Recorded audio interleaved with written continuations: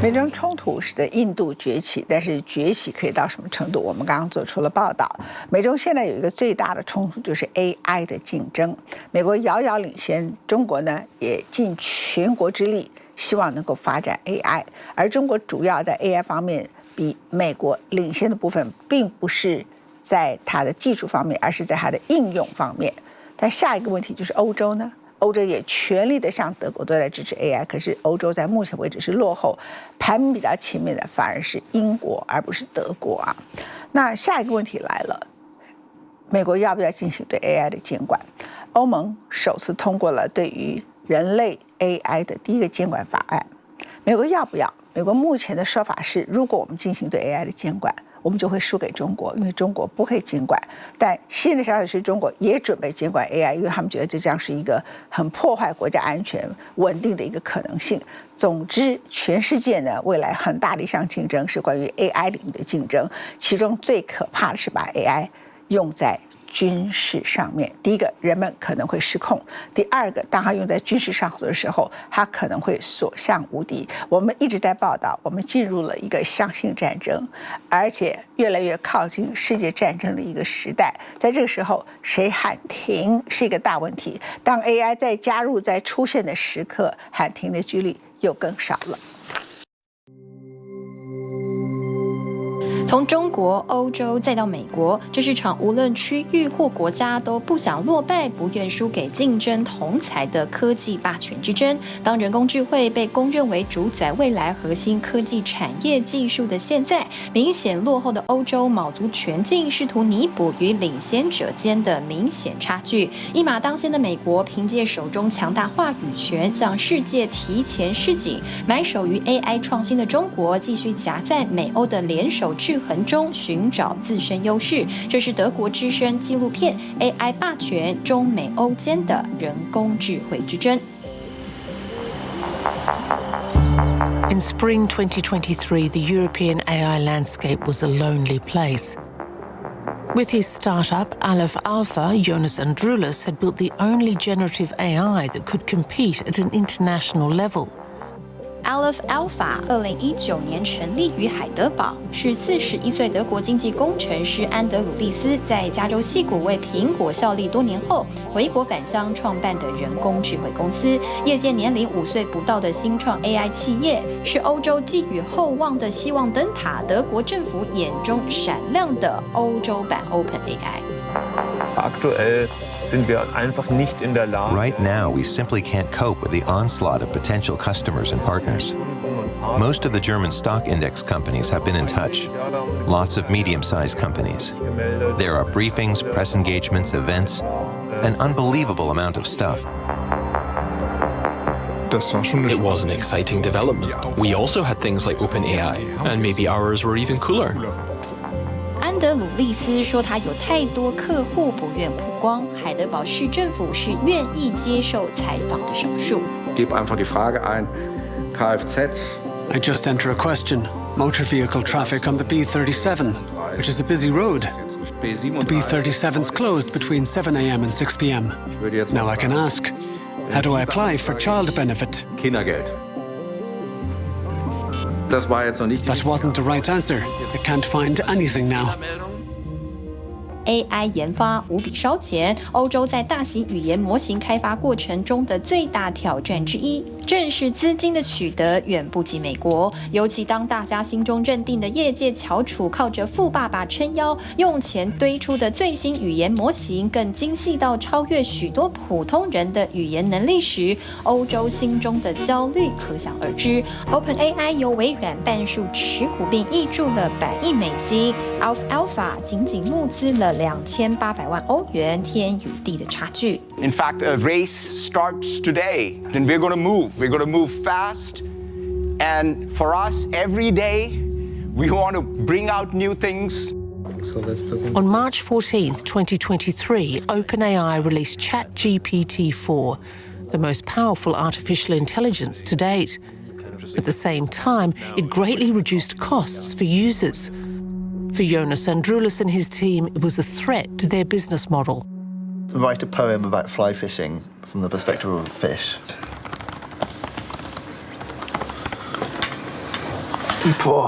Okay. And it goes on for hours. It's huge. Oh, wow.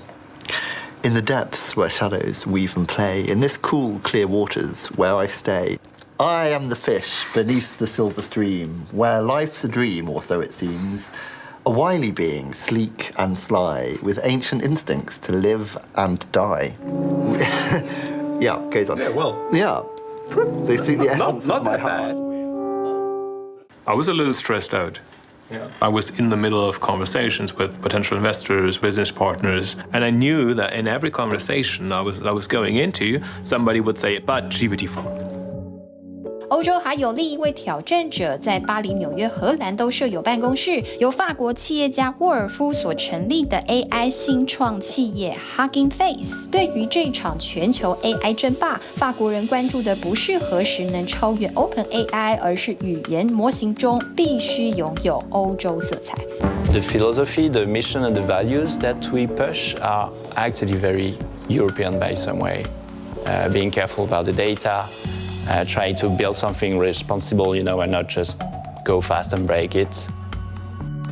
2022年11月 ，ChatGPT 横空出世，为 AI 产业灌入大量比拼欲望。2023年2月，《时代》杂志形容全球 AI 争霸战已成军备竞赛，表示2030年前 AI 将为全球经济贡献15兆美金。也正是当资本开始疯狂逐利后，过往被视为唱衰的批评，到了今日都成合理谏言。In 2014, when I founded the Future Life Institute, it was quite taboo to even talk about AI safety at all, because that would imply that it wasn't totally safe. And a lot of AI researchers thought that it would be bad for funding and that only weird people worried about this. 2023年3月，由瑞典裔科学家创办的生命未来研究所发表公开信，呼吁全球暂停训练比 ChatGPT 更为强大的 AI 系统。苹果共同创办人沃兹尼亚克、特斯拉执行长马斯克等众多科技大佬全都联署支持。2023年5月，美国人工智慧安全中心也以公开信要求，把降低 AI 可能带来的人类灭绝风险定为等同于核战及流行病的全球优先事项。签署者之一 OpenAI 执行长奥特曼2023年6月亲赴美国国会作证，呼吁政府发展 AI 务必结合政策规范及教育。 It's one of my areas of greatest concern, the more general ability of these models to manipulate, to persuade, to provide sort of one-on-one interactive disinformation. I'm nervous about it. I think people are able to adapt quite quickly.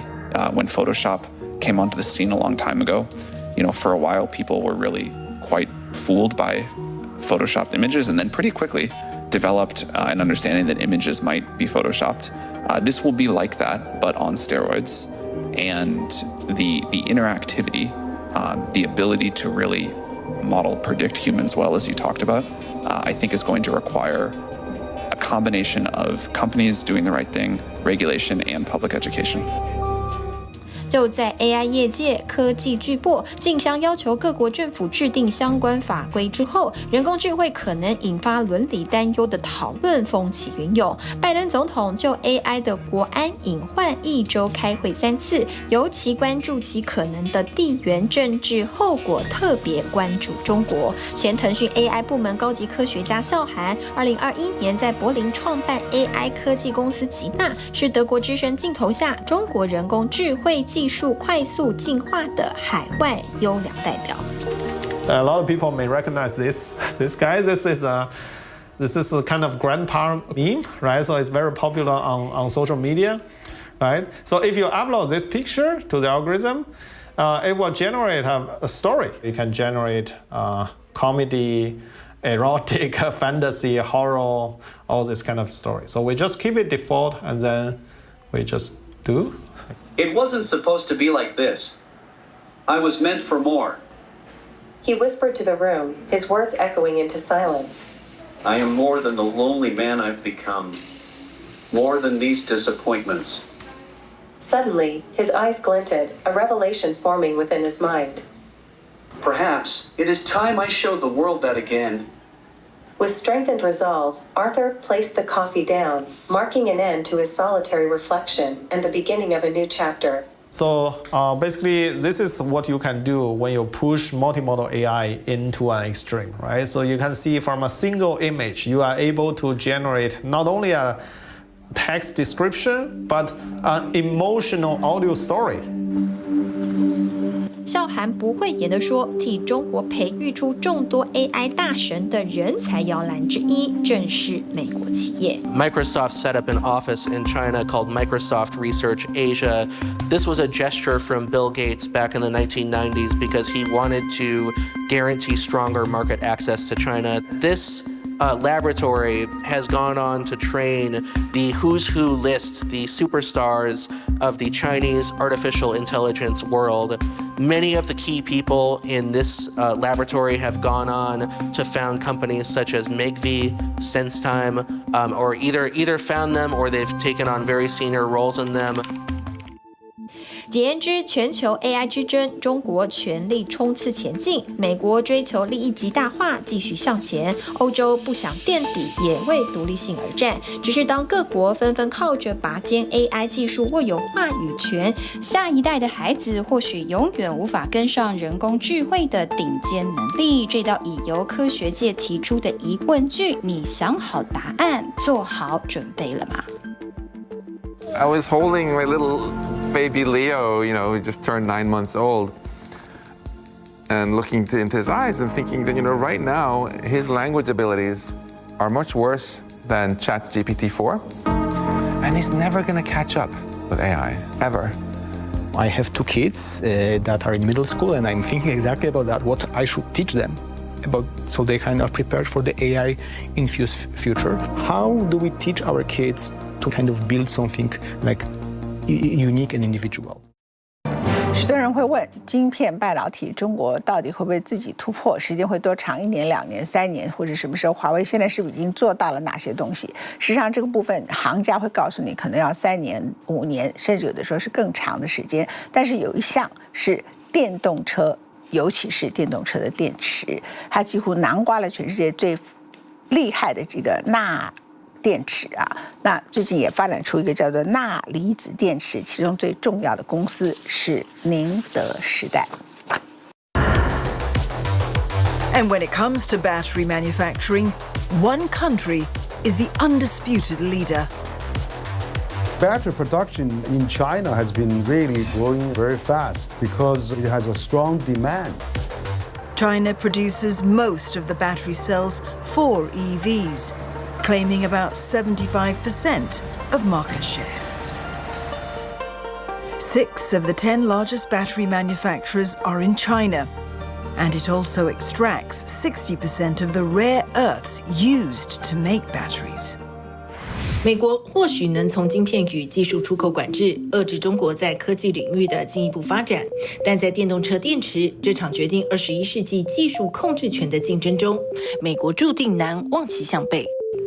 Just look at this list. The top battery makers for electric vehicles. At number 1 is CATL. It stands for Contemporary Amperex Technology Limited, CATL. Chances are you've never heard of this company. But look at its market share. It's almost 37% as of last year. 1 out of 3 batteries sold are made by this company, CATL, and its clients are the likes of Tesla, Volkswagen, and BMW. At number 2 on our list is BYD. They have around 16% market share. 电动车核心要素零件锂电池是中国遭美国多方包夹后，截至目前为数不多还具备能力规避白宫垄断与脱钩的自家制造领域。CATL and BYD, both are Chinese. Together, they make up 53% of all EV batteries. So randomly take 2 electric vehicles, one of them will have a Chinese battery. Do you see why that's a problem? Going forward, most vehicles are expected to be electric, and those vehicles will need batteries. If China controls that market, it gives them power. They can choke rival countries, or drive up prices, or use the batteries as a bargaining chip, a bit like the Gulf does with oil. 宁德时代之所以能够维持生产王者地位，旗下主力产品磷酸铁锂电池拥有独家研发专利，确保电池性能与热稳定度跟寿命。还有一个很大的原因是，中国拥有大量的锂矿储备与提炼技术，但宁德时代并未因此停下脚步。Relying on lithium alone won't cut it.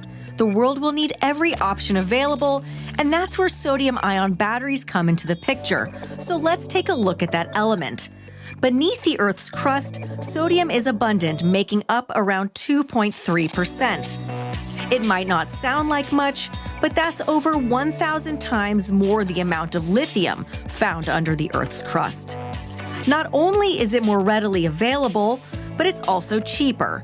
In early 2024, sodium carbonate was valued at approximately $290 per metric ton. Battery-grade lithium carbonate was more than $13,000 per metric ton. And lithium batteries need precious materials like cobalt and nickel to work. But sodium doesn't. It's found everywhere.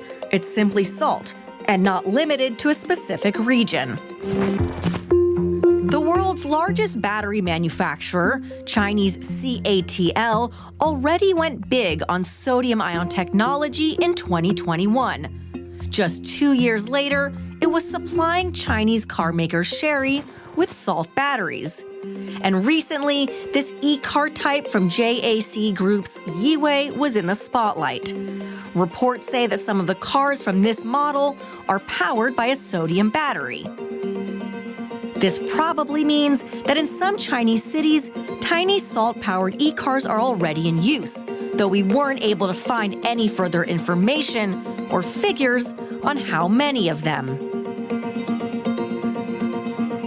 At the moment, I think China is leading the race. One should never give up. But we have this technology sooner or later with us also, I think. But now it's in China and we have to close the gap. 相较于锂电池，钠电池体积较大，但安全性更高，使用寿命更长，而且在高温下较为稳定，不易发生安全事故。2023年年底，素有欧洲电池一哥称号的瑞典电池企业 Northvolt 也宣布，成功研制了能量密度超过160瓦时每千克的钠电池。技术路线与宁德时代略同，但研发速度明显滞后。The hardest part about trading into battery technology is actually not making one good battery in a laboratory. It's to produce 1 million of those, including the supply chain of it, including the gigafactories that you need to build. But why is China so far ahead? Experts say that while Europe has been researching sodium-ion batteries for longer, China actually commercialized them earlier and got a head start of at least 3 or 4 years. One of the main hurdles they face is weight. They tend to be heavier than lithium-ion batteries. 电动车电池供应链已成为美国大幅落后的制造领域。拜登2021年上台后，便将它纳入美中科技战的新战场，并利用抗通膨法试图削弱中国在该行业的主导权。今年初，美国国会更禁止国防部自2027年10月起向宁德时代、比亚迪等6家中国企业采购电池，试图进一步推动五角大厦供应链与中国脱钩。The United States has come to, realize the degree of dependence on a single country, and in the context of, recent, some of the economic coercion cases that the United States has seen, those have all sort of added up and really are getting a really bipartisan focus in Washington, D.C. on the degree of the U.S. dependence on China. The battle over batteries is at a critical point. There is one dominant player, China, with a tight grip on much of the battery supply chain. A grip it has no wish to relinquish. As the world confronts the looming spectre of climate change, whether the battery battlefield becomes one of contest or cooperation could affect us all. We're kind of at a fork in the road about whether we're going to see two worlds of batteries in electric vehicles, a Chinese one and a non-Chinese one. It's going to be unfortunate for technological innovation, and it's going to be unfortunate for our efforts to combat the climate disaster. The world needs a lot more EVs on the road if any countries or many countries are going to meet their commitments, right, towards net zero or towards other types of climate commitments. And we are very far away from that. So what could be the worst case scenario if China does restrict, say, some of the minerals that it has access to? That process will slow down. That could be a negative outcome really for many countries and for any kind of climate targets that we have.